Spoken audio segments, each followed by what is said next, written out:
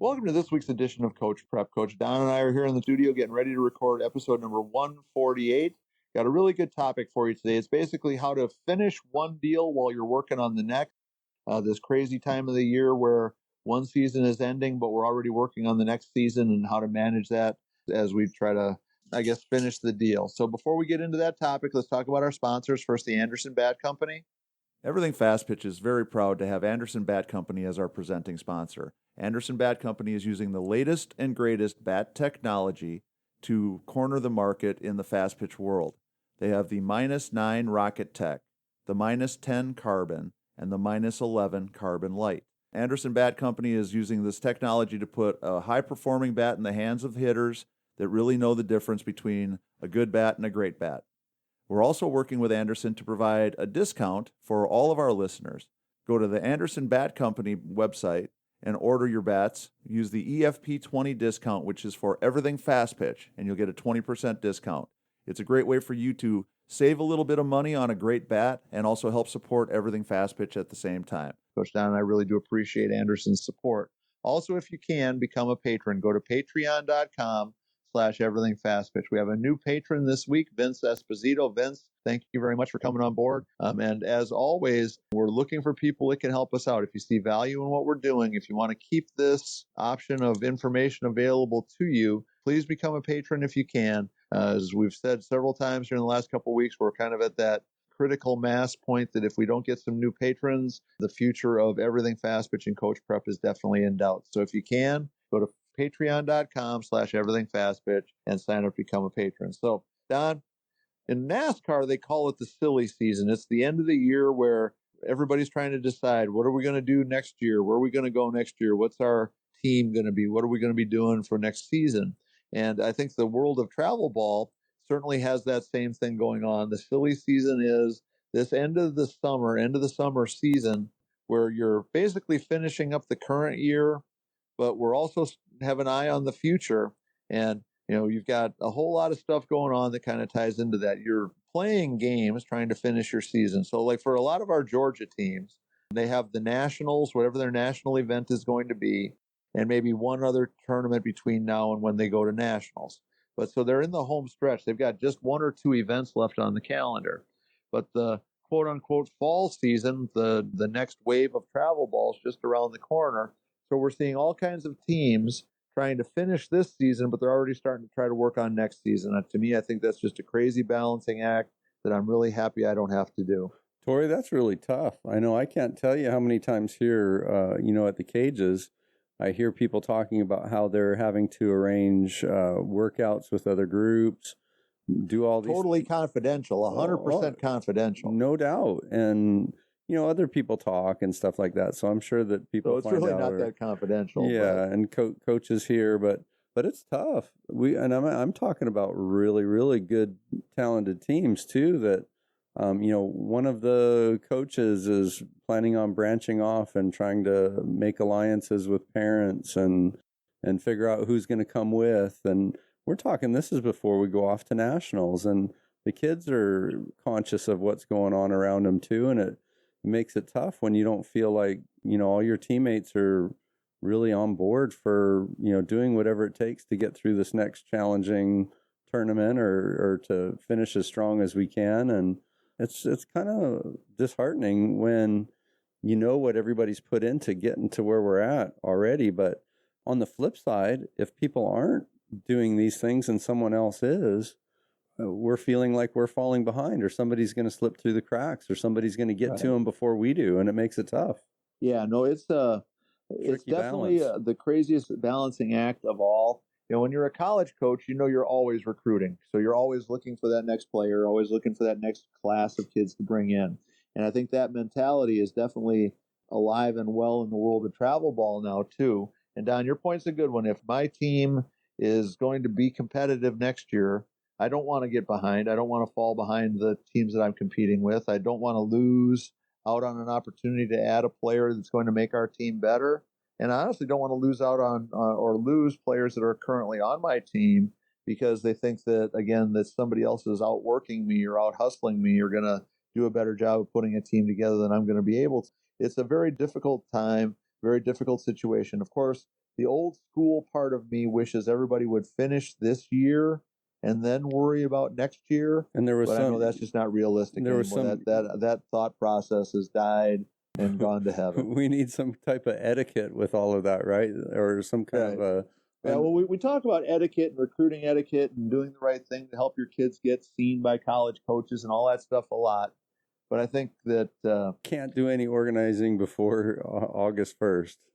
Right. But unfortunately, that's just never going to work out that way. And I understand why things have gone the way they have.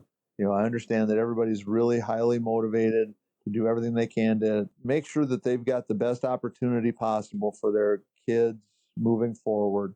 But it's just kind of disheartening to me, being, on the coaching side of it. Part of me wants the players to be really loyal to our team and to make sure that they finish out the year.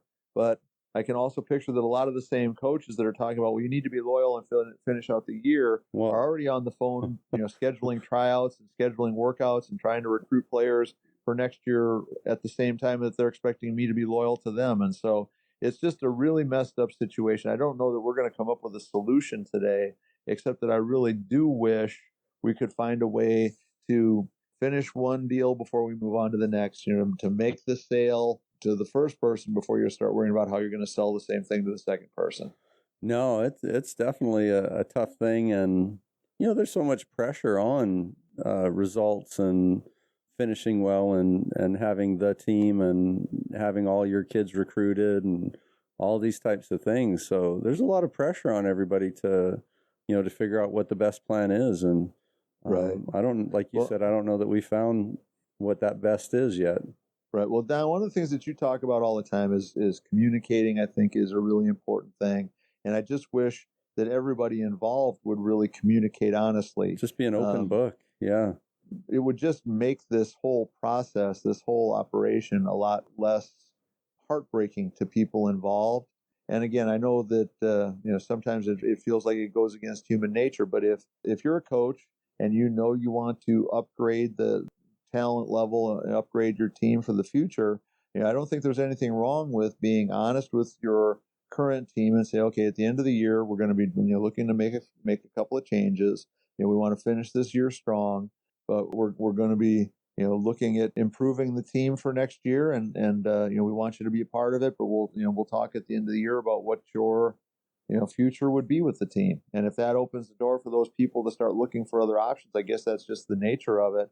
But then I would hope that those same people would then turn around and say, well, coach, I'm glad to know that you're looking to upgrade the team next year. If we might not be in those plans, then we're going to start looking at some of our options for the future, and just have that ongoing conversation. And then that coach has the opportunity to say, well, no, you're one of the the centerpiece players that we really want to keep on the team. We want you back. You're one of the players we want to add to, not replace. And have have that kind of conversation. And for some coaches, it might be that you have to have the hard conversation and say, well, okay, really enjoyed coaching you. You're a good kid. You work hard, but I think that we might be able to find a better player. Somebody who's a little bit more talented, a little bit however you want to say it, but to get the point across that it's been an honor, no hard feelings, but let's finish out the year strong, and I'll respect you wanting to go someplace else in the future. So I think that's what I would hope would happen more of. I just don't know that I see it happening. Well, I like what you're saying with all that, Tori. And again, we're talking about groups that are running on 10, 11 kids. And you and I have talked endlessly about the need for so many reasons to have bigger rosters. And maybe that's where, instead of replacing one or two of those 10 or 11 kids, that we just start growing those numbers and say, you might be the 10th or 11th kid and you're welcome to come back because you're a great kid, you work hard, but we're also going to add some more, which might mean that you might not get as much playing time. You'll continue to train and work and practice and do all the things that we do as a group, but we're going to try and grow our numbers a little bit so that we can have situations where we're not inviting kids that don't know our routine, that don't know our systems, that don't know how we go about our game time, but we're going to add some more people to the mix next year, which might mean, as one of the tail end kids, that you're going to get less playing time. And if you're interested and willing to stay, then that's wonderful. but we can start maybe selling that on the parents in the group as part of the whole routine. I don't know. Right. Yeah.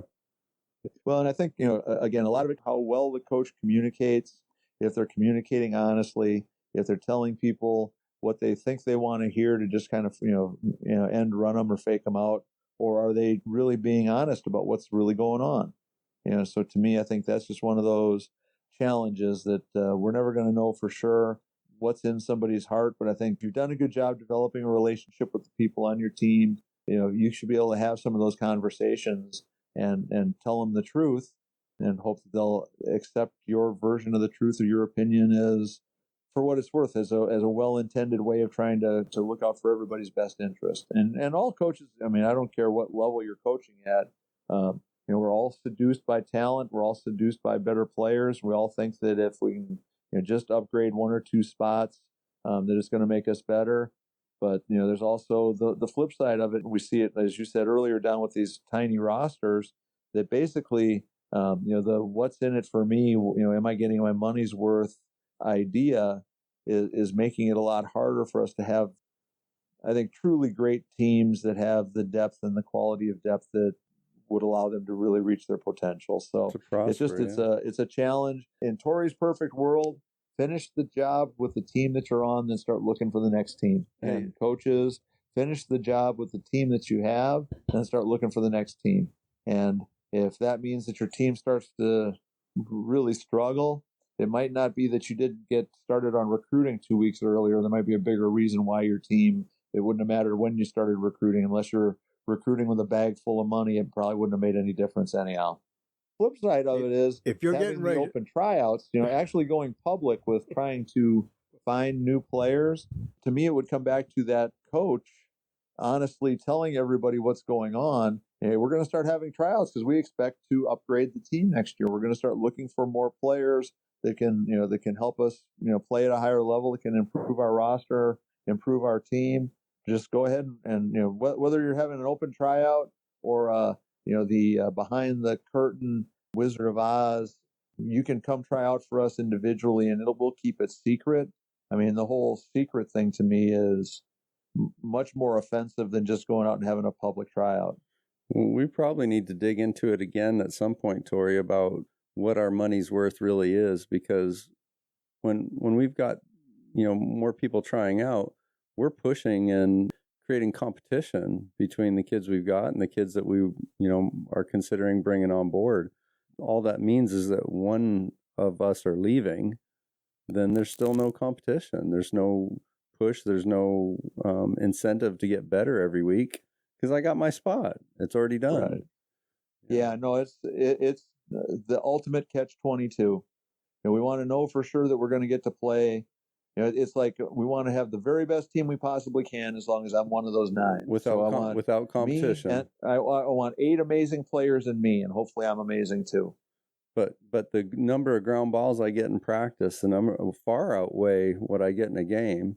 So is my money's worth the great practices with competitive settings, with kids pushing me to be better every week, to work on my own, to do all these things, to get good grades, to do all the things that I have? Is that more what my money's worth is than getting to play 4 out of the 5 games every weekend? Right. Well, you and I would say that that's definitely more your money's worth if you're in a situation where you're getting great coaching, great practices, really good opportunities to work and improve your performance.